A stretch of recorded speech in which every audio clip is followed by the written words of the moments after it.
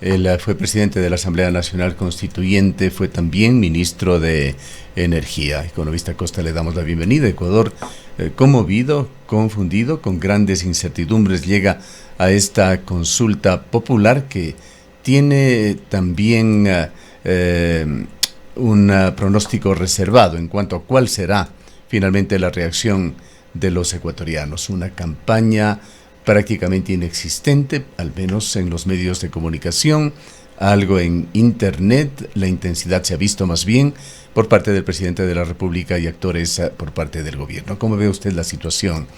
¿Cuál es su opinión y previsión sobre lo que podría suceder este domingo? Muy buenos días, en primer lugar, Rosana y Gustavo. Estamos frente a un escenario en donde todo puede suceder. Lo que parecía iba a ser un triunfo aparatoso, masivo del gobierno del presidente Daniel Noboa, comienza a presentarse como algo incierto. He visto estos días y el día de hoy en la mañana algunas de las últimas encuestas y el asunto está totalmente abierto. Hay algunas preguntas donde definitivamente el gobierno parece que ya perdió y se va a agravar porque la gente comienza a reaccionar de muy mala manera frente a la inoperancia, la irresponsabilidad, la improvisación del gobierno en temas que no necesariamente tienen que ver con la consulta, pero al tener una cuestión política global, integral, le va a pasar factura al presidente de la República. Me refiero sobre todo a las preguntas relacionadas a estos tratados internacionales de arbitraje y a la cuestión del trabajo por horas, en donde al parecer casi todas las encuestas coinciden, va a perder el gobierno del presidente Daniel Noboa. Y si él ganara en las otras preguntas, creo que la derrota del gobierno estaría consumada, porque son las dos preguntas medulares que propone el presidente Daniel Noboa. Las otras, unas que otras, tienen cierta importancia y trascendencia, pero constituyen un paquete de anzuelos para tratar de atraer el mayor número de votos a la consulta y al referéndum en su totalidad, particularmente a las dos preguntas mencionadas. Pero insisto, todo está abierto, todo puede pasar este domingo y la voluntad del pueblo ecuatoriano se expresará en las urnas. Esperemos que esa voluntad no sea de alguna manera afectada por alguna maniobra, incluso por un apagón oportuno del rato del conteo de los votos. Economista, muy buenos días. Sería importante el análisis, las lecturas que tiene usted de lo que está ocurriendo. El presidente de la República ha relacionado la crisis energética con un intento de sabotaje que buscaría perjudicar la consulta popular de este día domingo. ¿Considera usted que efectivamente hay esta intencionalidad? ¿Cómo ha visto usted lo que hemos vivido en estos días, al punto de que el presidente de la República tomó la decisión de mandarnos a todos a casa a descansar 2 días además previos al proceso electoral? Bueno, el presidente de la República no puede ocultar de ninguna manera su responsabilidad directa en los apagones que estamos viviendo.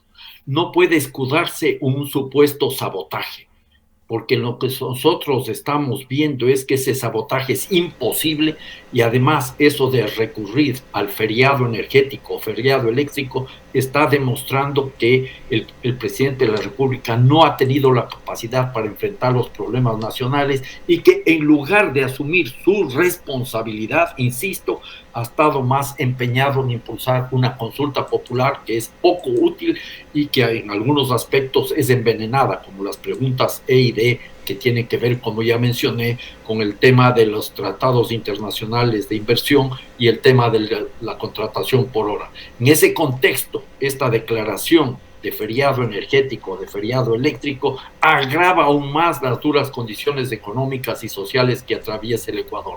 Y debemos quedar muy claros, al menos la ciudadanía debería conocer, que es imposible aquella versión presentada por Roberto Izurieta, ministro de Información del gobierno del presidente Daniel Noboa, que se haya dado una suerte de sabotaje y que en 12 horas se habría vaciado la represa de Mazar. Eso es totalmente imposible. Los técnicos han demostrado que para vaciar Mazar de su totalidad tomaría casi como 14 días. Además, si se sale el agua de Mazar, va a la represa de Pautemolino, y esa represa de Pautemolino es la que luego suministra agua, conocemos y conoce sobre todo la gente en el Azuay, suministra el agua para Sopladora. Hay en este complejo, que es muy importante, en este complejo de Paute conformado por Mazar con 170 megavatios, con el Paute Molino con 1100 megavatios y Sopladora, que tiene casi 490 megavatios, se tiene el complejo más importante de suministro de electricidad para la sociedad, para la economía ecuatoriana,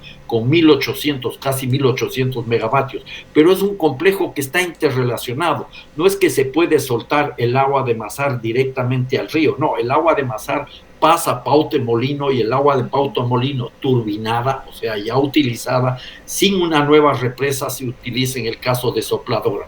El argumento de este sabotaje no tiene ningún sustento, los técnicos le están demostrando y los medios de comunicación, que no tienen absolutamente nada en contra del presidente Noboa, sino más bien a favor del presidente Noboa, están reconociendo esta realidad. Yo creo que fue un grave error del presidente Noboa no haber dado la cara y decir, sí, no estuvimos adecuadamente preparados, y en lugar de perseguirle como saboteadora, como traidora a la patria a su ministro, debió asumir que el error fue de él al haber puesto personas inexperimentadas frente al Ministerio de Energía. Esta es una triste realidad. El gobierno sabía, el presidente sabía los problemas que vivíamos, pero no hizo absolutamente nada. Ahora, Alberto, para ganar poder político. Justamente el presidente ha dicho que todo esto ha sido un complot para que se caiga la consulta o para que gane el no en la consulta. ¿Qué impacto cree usted que efectivamente o realmente va a tener todo lo que ha pasado en estos días en la votación del día domingo? Bueno, es difícil saber cómo va a reaccionar la gente. Yo, como insisto, he visto algunas encuestas, la última vi esta mañana, entiendo que es muy reciente, de hace unas 24, 48 horas, y los resultados comienzan a ser cada vez más estrechos en las preguntas que tienen que ver con la seguridad, porque la gente se da cuenta que son preguntas ganchos, son preguntas inoficiosas en su mayoría. Por ejemplo, todas las preguntas de la consulta popular son totalmente inoficiosas, innecesarias, no tienen ninguna utilidad, porque a la postre el resultado de la consulta, sea a favor o sea en contra, no va a impedir que el presidente de la República procese los cambios en la Asamblea Nacional. Ahí van a ser tratados esos temas de la Asamblea Nacional. Luego, los otros temas, los otros aspectos del referéndum, como acabo de señalar ya en 2 preguntas, está muy claramente orientándose la tendencia hacia un voto negativo al presidente Noboa. Y este es un tema que habrá que analizarlo con mucho detenimiento, con mucha tranquilidad, y la pregunta que deberíamos hacernos es, ¿qué va a cambiar del país luego de la consulta popular? Si el presidente obtuviera un triunfo importante, no va a cambiar absolutamente nada, solo va a lograr una mejor posición para su pretensión de ser reelecto en el año 2025. Es curioso cómo se dan las cosas. Recordemos que Ecuador rechazó, el gobierno de Noboa rechazó las insinuaciones de Manuel López Obrador sobre el asesinato de Fernando Villavicencio y las elecciones ecuatorianas, y ahora Noboa recurre en forma similar a un tema totalmente diferente, pero los apagones con un boicot a la consulta electoral de este domingo. Realmente más las acusaciones de Noboa nos han recordado aquello que pasó con el presidente de Venezuela, Maduro, cuando acusó al imperio por los cortes de energía en Venezuela. Pero de cualquier manera, le preguntamos a economista Costa, usted que fue ministro de Energía, ¿qué acceso tiene un ministro a los parámetros de control, a niveles, a cotas, a caudales, a índices que den cuenta de qué también o qué riesgos se presentan con respecto a las centrales hidroeléctricas del país, que no olvidemos son parte fundamental, quizá entre lo más importante de los sectores estratégicos de Ecuador? Gustavo, no solo el ministro o la ministra de Energía y Minas tiene la responsabilidad de hacer un seguimiento diario al tema del suministro de electricidad. Yo diría que el presidente de la República es también responsable. Él debió haber tenido la información diaria, y esos datos existen, están disponibles. Toda esta información la entrega el SENACE en tiempo real, y esta información era fundamental. En este caso, sobre todo, porque veníamos de una situación de racionamientos que los vivimos al finalizar el año pasado, sobre todo, racionamientos que fueron anticipados oportunamente. En el año 2022, Gustavo, nos libramos por unos pelos de tener unos racionamientos, porque ya se había avisado en el 2022 que venían estiajes muy fuertes y que había que estar preparado. Tan es así que a inicios del año 2023 el SENACE le informa al gobierno nacional que había enormes riesgos de racionamientos que iban a haber desde octubre del año 2023 hasta abril del año 2024, y planteó una serie de alternativas, una serie de opciones concretas que tenían que ver, por ejemplo, entre otras cosas, la contratación oportuna de combustibles como fuel oil o residuos de petróleo para las plantas térmicas. Se planteaba la necesidad. Recordemos, economista Costa, permítame acotar en esto que en la propia campaña electoral, incluso en los debates, el actual presidente Noboa anunció su intención de contratar barcazas para enfrentar la crisis energética. Bueno, el presidente Noboa también demostró su poco conocimiento del tema, porque decía que todo es una cuestión de transmisión. Yo recuerdo el debate que hubo con la candidata a la presidencia de la República, que decía que era una cuestión de transmisión. Es un tema mucho más complejo el del sector energético, no solo es un tema de generación de oferta, también es un tema de demanda, y ahí se pudo también hacer algunas cosas.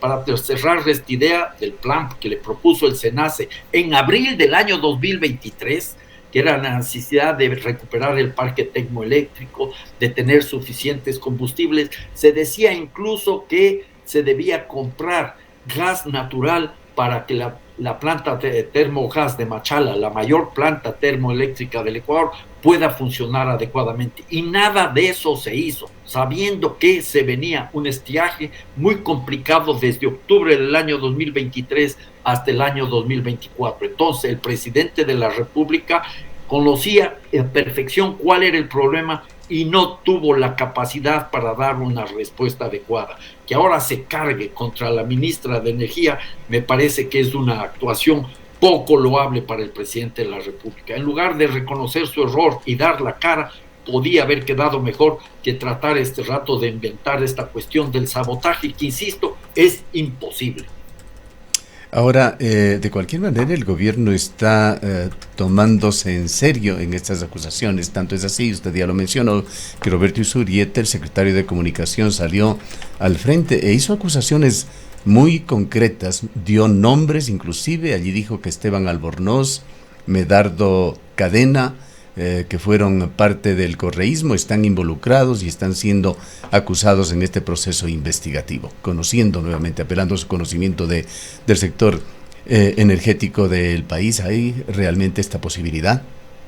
Bueno, al menos la formulación del sabotaje realizada por Roberto Izurieta es insostenible.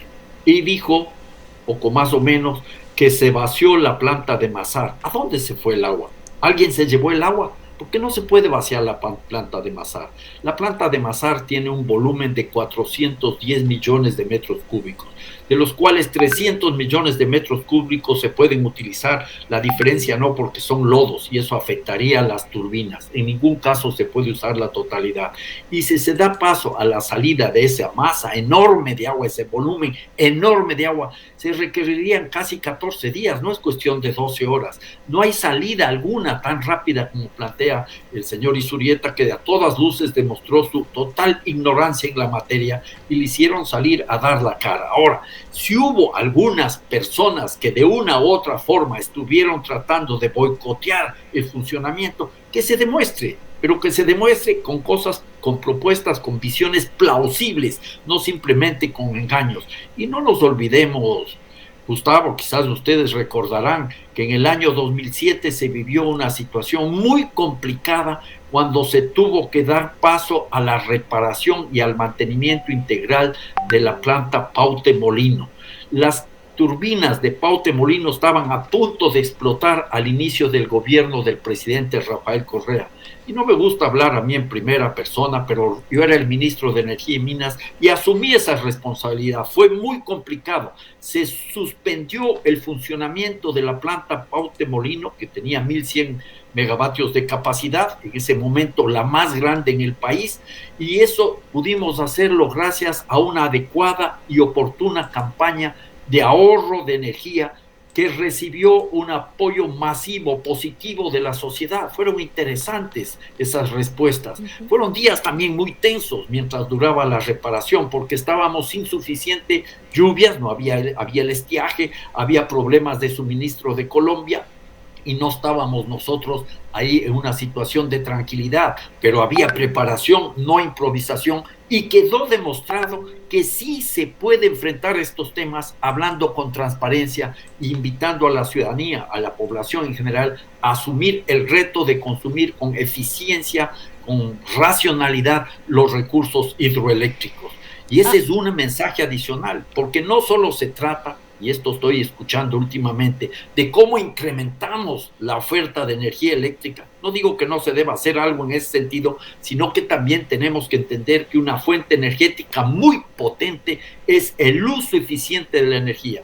En esa época, en el 2007, comprobamos también que había un enorme despilfarro, y ese despilfarro sigue en la actualidad. Frente a eso se requieren entonces visiones integrales.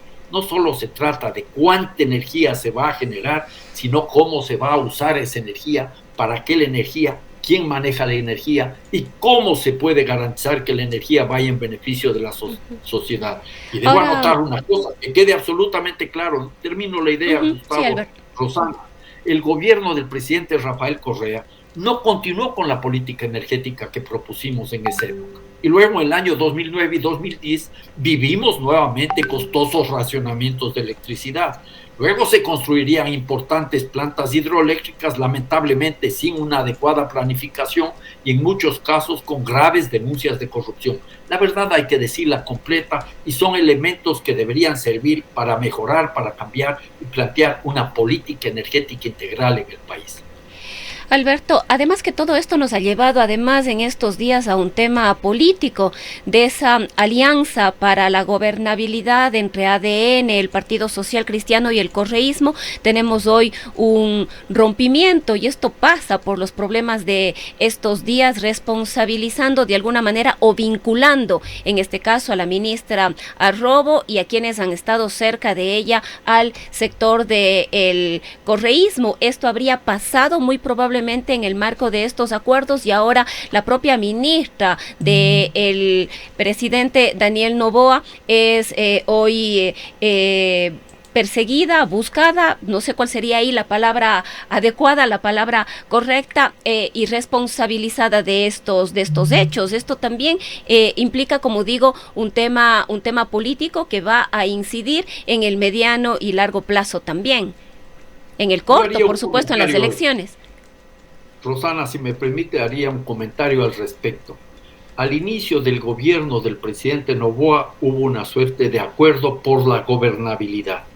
Y a través de ese acuerdo por la gobernabilidad, los partidos y grupos cercanos al presidente Daniel Noboa, el Partido Social Cristiano y la Revolución Ciudadana, que insisto una y otra vez que no tienen nada de revolución y menos de ciudadana, hicieron causa común y aprobaron algunas leyes en clara orientación neoliberal, como la ley esa de eficiencia económica y generación de empleo, la ley misma de competitividad energética, la ley No Más Apagones, que lo dijo el presidente Noboa, que con esa ley, aprobada esa ley, desaparecían los apagones en el país. Hay que ser muy cuidadoso con las cosas que se dice, señor presidente Noboa, porque a la vuelta de la esquina la realidad le pasa factura. Y luego inclusive esa alianza permitió, con un manejo un poco entreverado, oscuro, que se dé paso al incremento del IVA del 12 al 15%, entre otras medidas tributarias. Esa alianza era siempre muy frágil, porque el gobierno del presidente Noboa, no nos olvidemos, es un gobierno de transición. En menos de un año, ya el día 9 de febrero del año 2025, habremos celebrado ya la primera vuelta electoral. Entonces, cualquier alianza era temporal.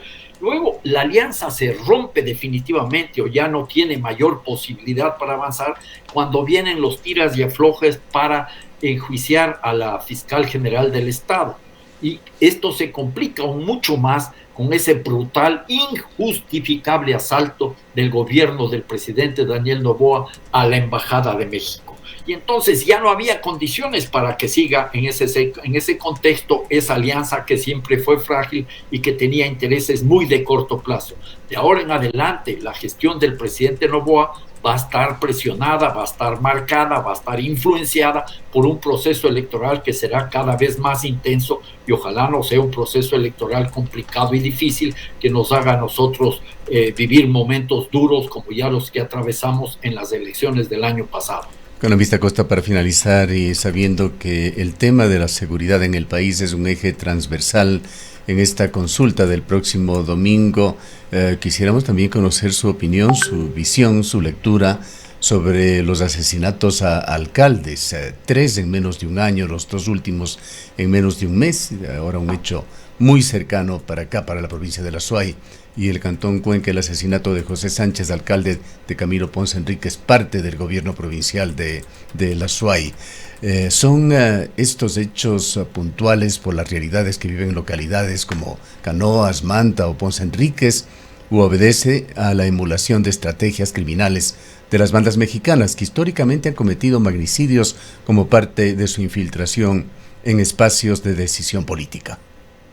Bueno, habría que analizar cada caso concreto y buscar cuáles fueron los elementos que configuran ese escenario que nos permita a nosotros entender de dónde pudo haber venido la orden y la gestión para que se realice ese asesinato. Habrá que ver esos casos concretos, pero también hay que tener en cuenta que esta lógica que acaba de mencionar Gustavo, de las prácticas, de esta lógica de funcionamiento de las bandas criminales en México está presente. Cuando empezó la campaña electoral actual en México, antes del inicio de la campaña electoral, ya habían sido asesinadas 21 personas que eran precandidatas a alguna dignidad en el país, y luego han seguido siendo asesinadas en México, porque en México el hecho de haber dado paso a que las Fuerzas Armadas intervengan en el control y la lucha contra el narcotráfico no resolvió el problema, al contrario, aumentaron, se multiplicaron, se duplicaron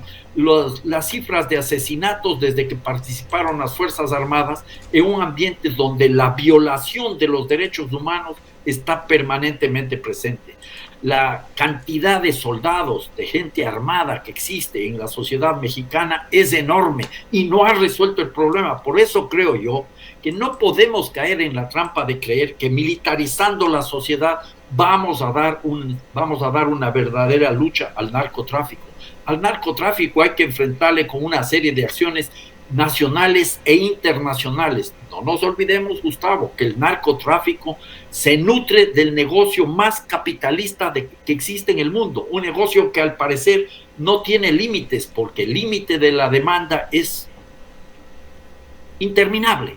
Y en ese contexto, entonces, tenemos que entender que este negocio funciona sin normas ambientales, sin normas sindicales, sin normas de calidad, y que la ley del más fuerte es la que se impone en este mercado por excelencia. Es el mercado más capitalista de los que podemos nosotros imaginarnos. Y frente a esa realidad, solo tratar de militarizar la sociedad no va a resolver el problema, lo va a agudizar. Nosotros, en lugar de militarizar la sociedad, deberíamos dar paso a políticas sociales mucho más profundas y, por supuesto, para enfrentar en la medida de lo posible y necesario represivamente a estas bandas, se requiere una Policía Nacional totalmente transformada y no cambiar sus funciones de las Fuerzas Armadas en tareas para las cuales no están preparados. Bien, le agradecemos mucho por habernos acompañado, economista Costa. Bravo, Rosana, muchas gracias. Para mí es siempre un gusto compartir con ustedes un par de reflexiones. Esperamos que el pueblo ecuatoriano, que es inteligente e intuitivo, dé un voto pensando en el futuro este próximo domingo. Declaraciones del economista Alberto Acosta, expresidente de la Asamblea Nacional Constituyente, también fue ministro de Energía. Son las 8:06.